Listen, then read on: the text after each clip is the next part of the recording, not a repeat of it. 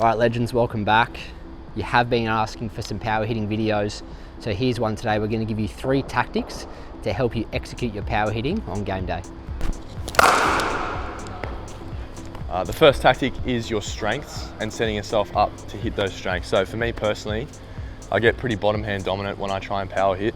So I try and sort of target straight and then adjust from there, which can cause me to pull the ball sort of a bit more leg side, but I'll definitely, at the moment I'm pretty still, but if I'm really searching, I'll probably move across my stumps a little bit and try and give myself a little bit more room with my hands to hit the ball. Probably, yeah, like the leg side of the stumps for me. Pretty good ball. I think it's important too when you're power hitting, like you can hit along the ground too. Don't get sucked into trying to hit everything over the top, because then you're just going to sky one. I think normally if you look 4 first and adjust going upwards, you put yourself in a pretty good position. I also think too the pickup's a good shot to have, just if they start to get a little bit shorter on your hip and you can sort of guide the ball for 6, but I prefer to try and hit the ball hard, hit it flat down the ground.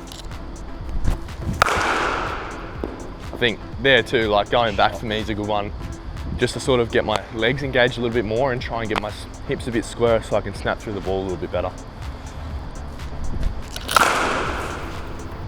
Definitely trust your strengths when you power hit. You can get hard when you start searching for different areas.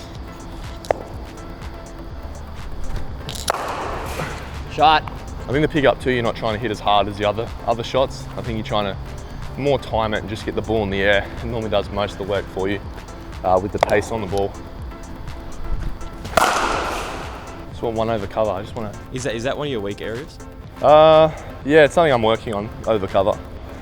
I just think it's important to try and hit different parts of the ground. Shot, King. Just so the bowler can't sort of figure out what you're trying to do. If you've only got one strength, they sort of understand that and they can start bowling to it. But yeah, I think it's just important to probably know your strengths. I probably know I'm not as strong to the offside at the moment. And when it really comes down to it, just trusting your swing, being nice and still, not trying to overhit the ball I think is important too, but yeah, identify your strengths and then just trust that. Even if you've got the same spot, but it's different because you move back in your crease or move out, just changes a little bit and you're not as predictable, so just be creative. All right, the second thing you're going to ask yourself, guys, is what is your matchup? Meaning, what style of bowling best suits your strength so you can go after that bowler? Coby's going to give us a bit of a rundown on that now. Another one of the important things when power hitting would be to identify the right matchup that best suits you. For me, that'd be right arm off spin in a game. Swing. A few cue points I've got when I'm facing a right arm offie spinning the ball back into me would be when they give the ball a bit of air, I'm trying to run down, get to the pitch of the ball and hit as straight as I possibly can. Or if they're a bit flatter, I'm trying to get real deep in my crease and access anywhere square.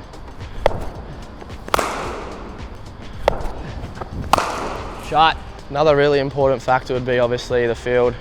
If the field, a lot of times the cover would be up, so I'm trying to get inside out and try to hit over cover against the spin.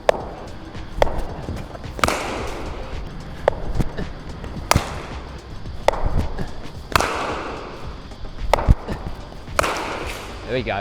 Guys, the third thing and the last thing that you're going to think of tactically when hitting over the top or your power hitting is the conditions on the day. I think the most important sort of part of the game is the conditions. So how much do you know the wicket? How much do you know the ground? Is there wind? I think I was very fortunate this year to be part of the Sixers group, and it's something that's actually talked about quite a lot and is more important than you probably think.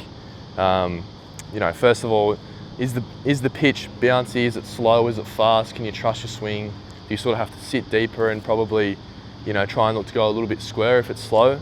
And then obviously ground conditions. So one that I know is the SCG, and it can be a little bit shorter square, and normally one side with the big bash because of the test cricket. So there's normally one side that's pretty short, and that's sort of the side that you're trying to target. And then obviously if there's any wind, you're trying to go with the wind. So for example, at the SCG, leg side can be short quite often, and you'll normally have a swirling breeze that sort of goes with it.